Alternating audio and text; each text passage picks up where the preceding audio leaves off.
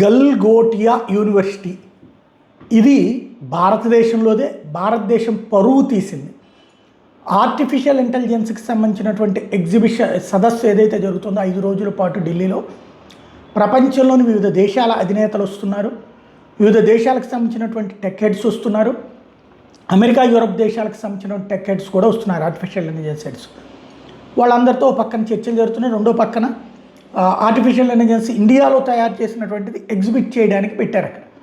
అందులో ఒక రోబోని గల్గోటియా యూనివర్సిటీ వాళ్ళు రోబో డాగ్ కుక్కలాగానే ప్రవర్తిస్తుంది, కుక్కలాంటి విశ్వాసాన్ని వ్యక్తం చేస్తుంది, దాన్ని ప్రదర్శించారు.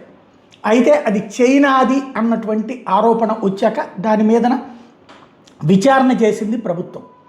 ఆర్టిఫిషియల్ ఇంటెలిజెన్స్ సంబంధించినటువంటి ఆ సదస్సు నిర్వాహకులు విచారణ చేస్తే యూనివర్సిటీ వాళ్ళు మాత్రం తమ విద్యార్థులే తయారు చేశారని చెప్తున్నా, లేదది చైనాదేనని స్పష్టమైంది.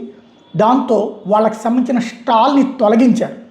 ఈ తొలగింపు మీద యూనివర్సిటీ ఆగ్రహం వ్యక్తం చేస్తే చైనా వాళ్ళే తెచ్చి ఇండియావని ప్రదర్శిస్తారా, ఇది తప్పు కదా అంటూ రాహుల్ గాంధీ విమర్శించడానికి కారణమైంది. అదే సందర్భంలో ప్రపంచమంతా వచ్చి ఇక్కడికి వస్తున్న టైంలో ఎందుకు దేశం పరువు తీసే కుట్రలకు పాల్పడతారు రాహుల్ గాంధీ, మల్లికార్జున్ ఖర్గే అని బీజేపీ విమర్శిస్తుంది.